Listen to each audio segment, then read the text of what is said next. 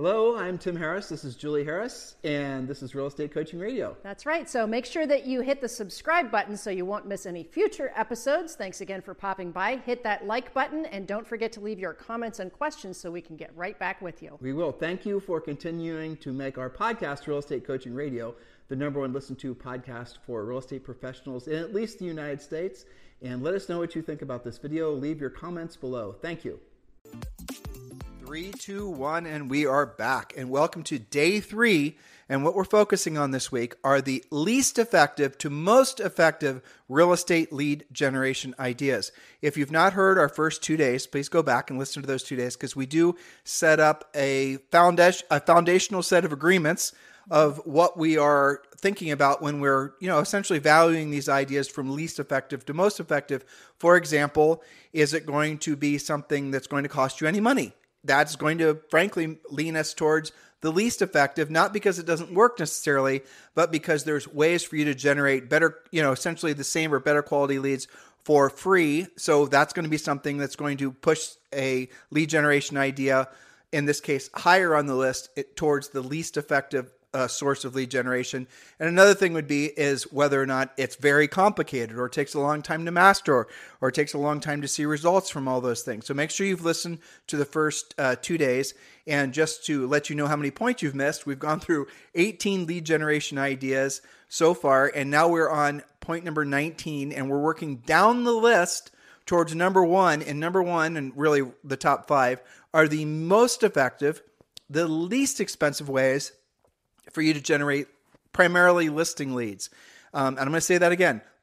Stay tuned because, points 1 through 5 really are going to be the most effective, least expensive ways for you to generate listing leads, which is what all of you guys can certainly focus on in this changing market. So Julie, without any further delay, let's pick up on point number 19. Yes, again, working our way up the list from least effective to most effective. We are now on number 19, Boomtown, KV Core, and similar platforms. Now, these types of things are not that expensive to set up in the first place, but will cost more money to systematize, upgrade, and optimize.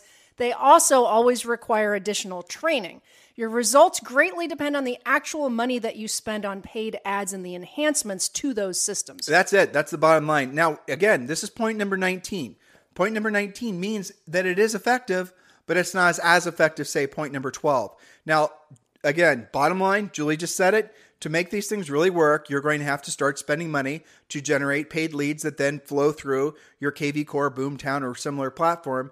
And that's something that, frankly, not a lot of you guys have. You're not going to have the luxury of time to wait for something to work, to figure out how to make it work. To tweak it. Not to mention all the, the potential threat vectors, as we discussed yesterday, when creating your quote-unquote funnel. Julie and I use funnels in our own real estate coaching business. We are advocates of it. We teach you guys how to do it, but we don't want you primarily focusing on essentially elaborate lead generation schemes when it comes to building your foundations or your core spokes in your lead generation wheel. And really I was thinking about this before I hit record today, Julie. Mm-hmm. If you had to take, listeners, so let's just imagine, you have to take 5 listing leads in the next 30 days. You have to take, not just, I'll even make it even tougher. You have to take 3 listings in the next 30 days.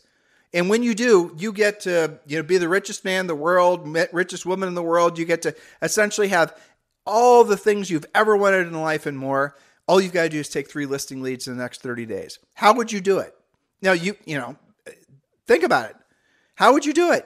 And here's the funny answer, having asked an iteration of that question a million times. Yeah. I usually ask the question, what would you stop doing? So you have to take 3 listings in the next 30 days, and you have $1 million, prize at the end of the 30 days just for having taken 3 listings. What would you stop doing? And agents are very quick to know where, and it's funny when you frame it like that, they're more than willing to admit that they know most of the things that they are lying to themselves about being great sources of lead generation are not. And they'll instantly say, well, I'd stop doing, for example, this, and I'd stop doing that. Okay, great. So what would you start doing? And they'd say, well, I probably want to call a seller who had their listing just expire. Well, yeah, that would be a good idea. Miraculously, they do know the answer. So all of you do. But why don't you do it? Because it requires more skill and and more skill around what to say and how to say it, but also more skill on how to deal with your emotions when you're doing the actual work. The things that are the least effective and most expensive. You guys listening to what I just said? Least effective and most expensive are also the things that will be attracting most agents because it requires the least amount of skill.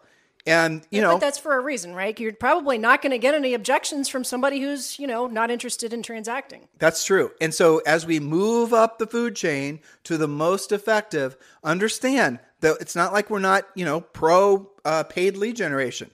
It's not like we're not advocates of social media and all the rest of it. We want you to do that stuff. We coach you and train you how to do it in Premier Coaching. We want you to understand where it should fall when forming your lead generation wheel. Julie, point number 18. Point number 18, your professional sphere of influence. Now, this is different than your past client database. This is your professional sphere of influence. People like mortgage people, loan originators, title company managers and closers, home inspectors, stagers, closing attorneys, estate sale contacts, consignment store owners, plumbers, painters, carpenters, electricians, anyone who fixes your inspection problems. These are your professional sphere of influence. Usually this list is a lot longer when you start thinking about it.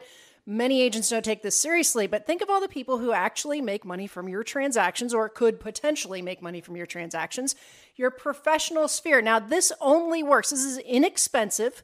All you have to do is talk to them and not be a secret agent. We coach you in Premier Coaching about those conversations and actually ask for business. For example, let's just take the mortgage loan officers, for example. How many people did they pre-qualify or even better yet, pre-approve this week who actually are not in contract yet and maybe haven't even started looking? How many of them should be working with you? Well, you don't know if you don't actually talk to your loan officers about that. Same with, title companies, they know about for sale by owners, they know stagers, they know transaction coordinators. They're a good resource. Home inspectors, some of our deals came from the sprinkler guy because he was in the neighborhood all the time. He knew what was going on.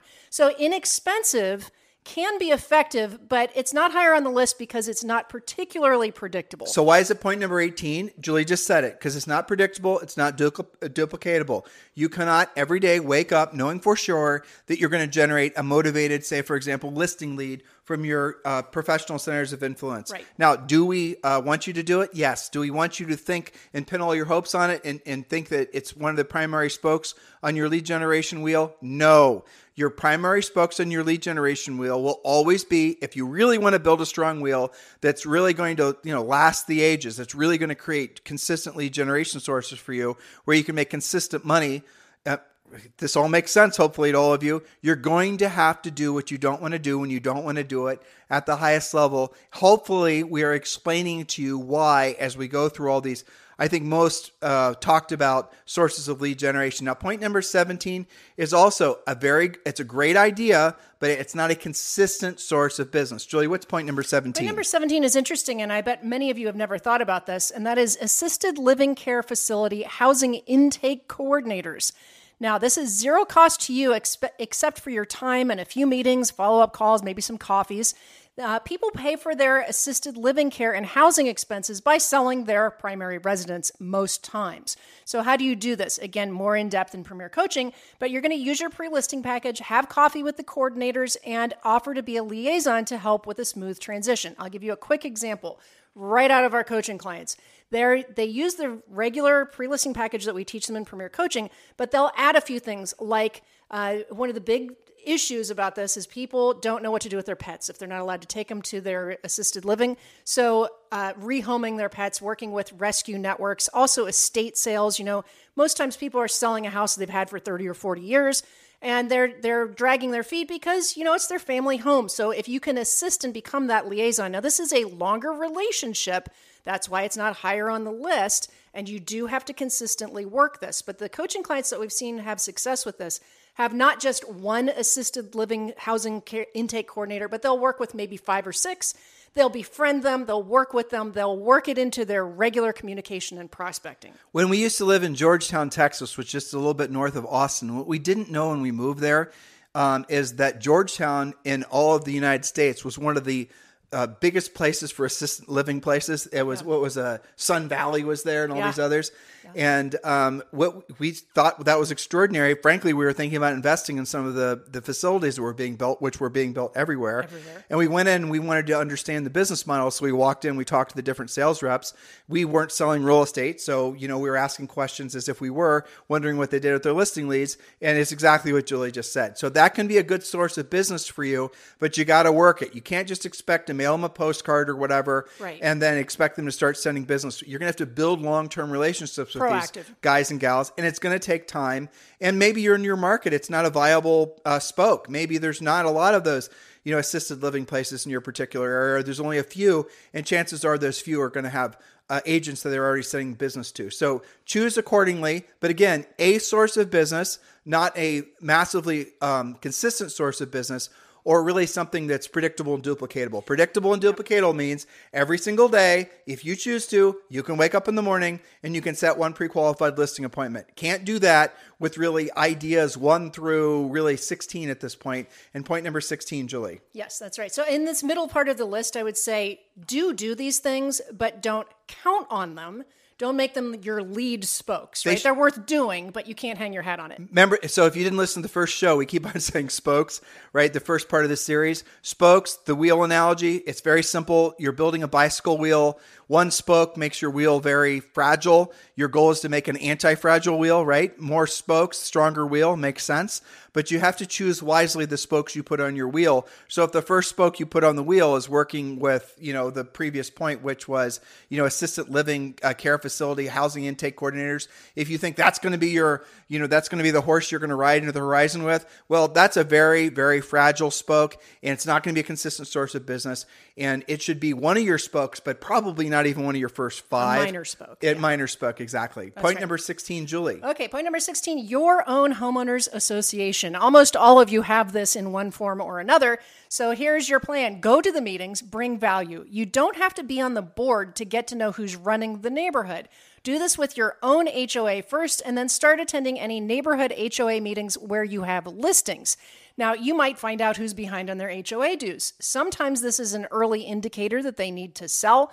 Might be a good reason to be talking to people, networking with the people on the boards. Now, the only cost to you on this is your time. It can be effective assuming that you maintain the relationships and actually talk about real estate. In parts of the country, like for example, Manhattan, have a ton of clients in Manhattan, coaching clients have had over the years.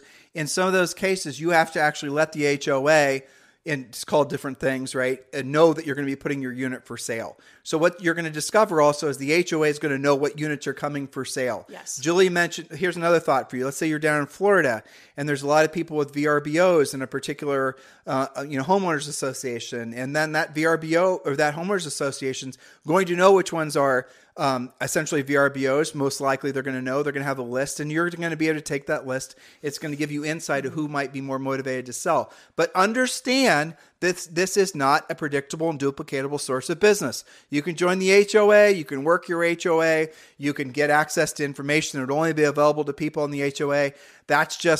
It's just information. It's not going to be an actual verified, I want to sell my house type lead. It's not predictable. It's not duplicatable. Isn't expensive though. It isn't expensive. If I don't say, I would not agree that going to HOA meetings isn't expensive.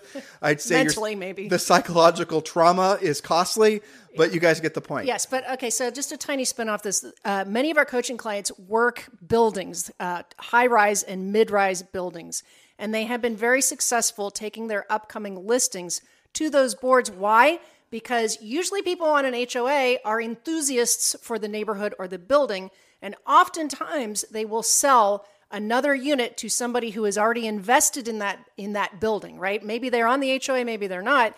But a lot of these buildings, people start collecting different units. They upsize, they downsize, they get a better view, a higher floor, whatever. So it's valuable for that. All right. So again, we're working from the least effective to the most effective forms of lead generation. If you want a lot more drill down on each of these ideas, please remember you can join Premier Coaching for free. Just text the word Premier to 47372. Text the word Premier to 47372, or simply go to premiercoaching.com. And again, you can join Premier Coaching right now for free and have full access to the first level of Premier Coaching. And that does include, listen to what your future coach is telling you, that does include a daily semi-private coaching call with one of your Harris certified coaches. That is included for free. So just text the word Premier to 47372 or just go to premiercoaching.com. Remember, when texting, message and data rates may apply. All right, we're moving on to from the least effective to most effective real estate lead generation idea, number 15. Number 15, neighborhood-specific online media. Things like nextdoor.com/the name of your neighborhood.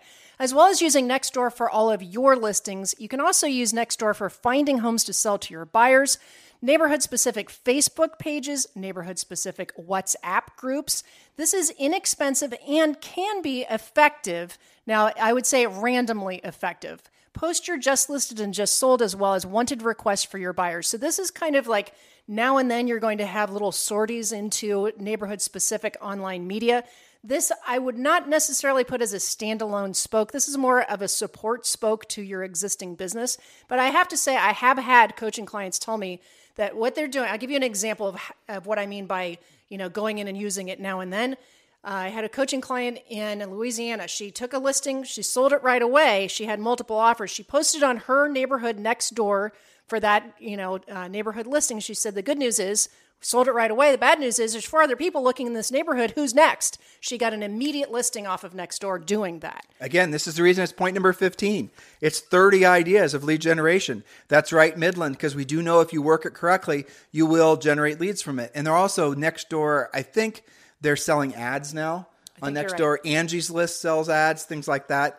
But at the end of the day, this is an effective way, but understand it is passive. You cannot essentially spend time or even money on a little ad on Nextdoor and really 100% know you're going to get anything from it. We don't like that for you.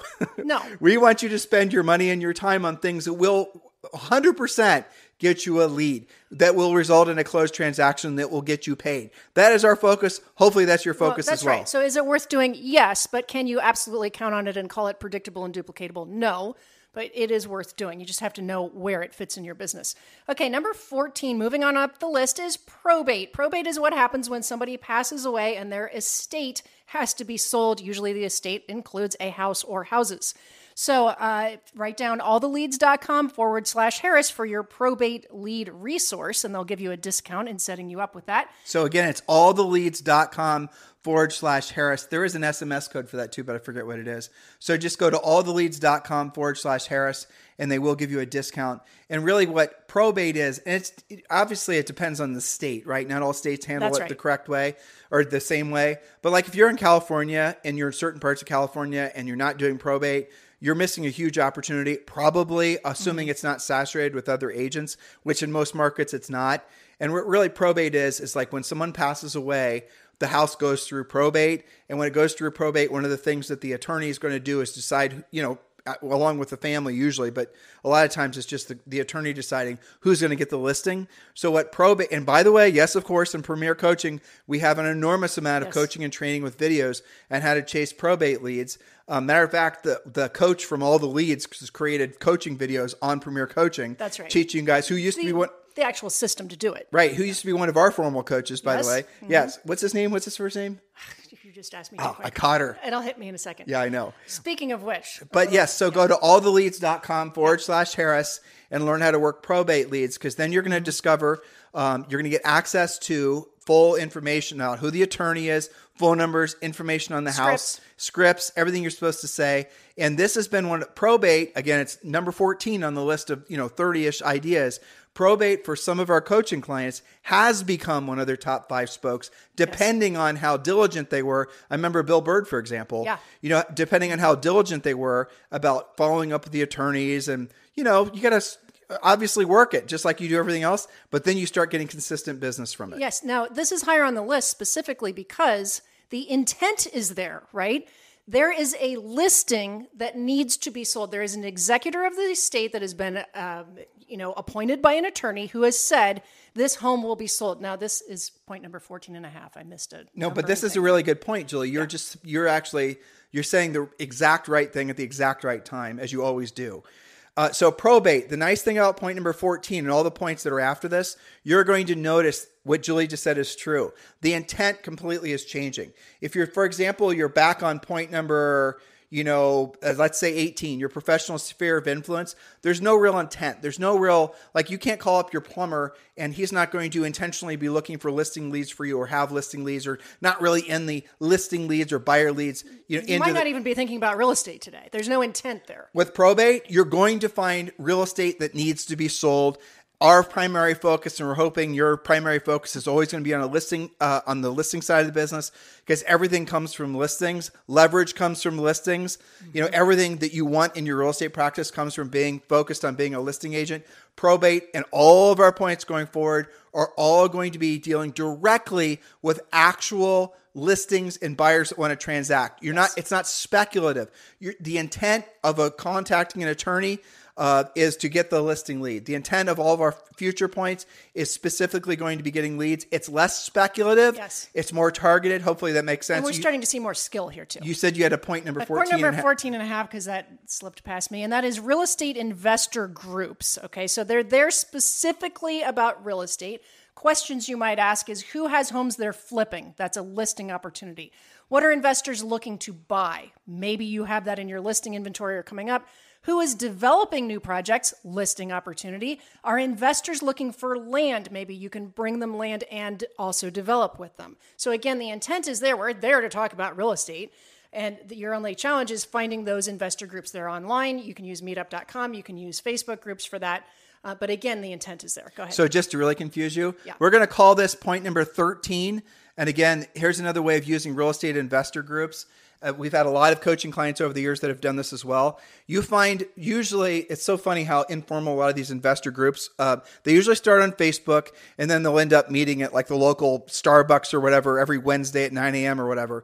So a lot of these guys are wholesalers or they're flippers. Mm-hmm. So they're the ones that will run ads. They're doing what's, the We Buy Ugly Houses types, where they'll look for houses where the owners want to wholesale. The owners will then, contact them, or sometimes the really good ones will go and knock on the door and ask if the person wants to sell the house type of thing. Well, 80% of the time, 90% of the time, the owner's going to say no because they don't like the offer that they're receiving. But that doesn't mean that's still not a viable listing lead for you. So when you find these investors that are focusing on wholesaling and flipping, you're going to find a lot of times these investors or these real estate, some of them don't even have real estate licenses. It's not uncommon at all for a lot of these people not to have real estate licenses. So ask them what they're doing with the leads that they generate where the people decline the offer, and then you're going to create another source of potential business. The way to essentially win them over is when you come across somebody that wants to quote unquote wholesale their house, then you flip that to that potential investor. You're going to dig around on Facebook primarily. That's where most of these little localized groups are hiding out. Do just some keyword searches on Facebook. You'll find them. Go to Google, do some keyword searches there. Ask your local board of your association of realtors. Ask them, you guys get the idea. Do some homework. And then when you first start going to these events, and we coach you up how to do this in Premier Coaching, just be there to listen, understand the jib jab. You got to listen to, what the vernacular they use if you're not familiar with that. It's a good place to learn. Into the space. Yeah. And by the way, a lot of you are going to start discovering it's a hell of a great place for you to start building your own real estate portfolio. Yes. Yeah, that's a great idea too, right? Yeah. But yes, so real estate investors is point number 13. Now, why is it not higher up on our list? Simply because it's not a predictable and duplicatable source of business, but it's a hell of a lot better than cold door knocking. I think all of you will agree, because you're dealing with people that are going to have been dealing with directly with prospective sellers, which are then going to be hypothetical listing leads for you. So Julie, hopefully I won't confuse you. Point number 12. Yes, referral-based companies. Now, I do like this because there is absolutely a listing, sometimes buyers, but mostly listings. There will be a commission made. So that's good. It's real estate specific. I don't like it so much because you can end up paying as much as 35%. I think some reload companies are up to 41% in 43. fees. 43%. Some of them are 43. Yep. Yeah. So what are companies like this? Well, OpCity, UpNest, HomeLight, Clever. There's tons of these, and they do range. They're not all 35 to 40%.